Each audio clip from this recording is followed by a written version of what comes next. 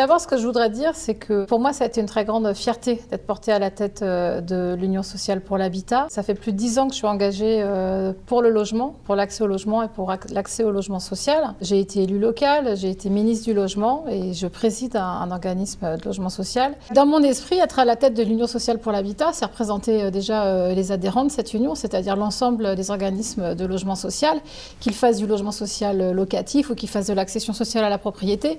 Mais c'est aussi représenter et répondre aux besoins des locataires, mais aussi de nos locataires futurs. Et donc évidemment, ça nous oblige à être offensif sur la question de la production de logements sociaux, ça oblige à être offensif sur la réhabilitation, ça oblige aussi à rappeler au pouvoir public la nécessité de nous aider à produire plus de logements et pas simplement à être sur un rythme qui aujourd'hui ne nous satisfait pas. Nos organismes ont été sur le terrain, ont été au-devant de leurs locataires, se sont occupés de résoudre des tas de difficultés dans un moment où l'économie était arrêtée. Et ce que je veux redire, c'est que crise économique ou pas, crise sanitaire ou pas, nous serons présents. Nous serons présents dans tous les territoires pour répondre aux enjeux de l'accès au logement abordable et aussi de soutenir nos locataires. Nous avons mis en place, par exemple, en 2020, une charte pour répondre aux questions des impayés supplémentaires de nos locataires. Et puis, il y a les effets de la crise sur le long terme. Et l'année 2021, elle va être marquée par cela, puisqu'on sait qu'il y a une destruction d'emplois de plus en plus forte. Et moi, je souhaite qu'à cette occasion, on soit justement en capacité de répondre mieux aux difficultés sociales, d'une part de nos locataires, mais aussi de celles et ceux qui aujourd'hui n'ont pas accès au logement social et ont absolument besoin d'y rentrer, parce qu'ils n'ont plus les revenus qu'ils avaient auparavant.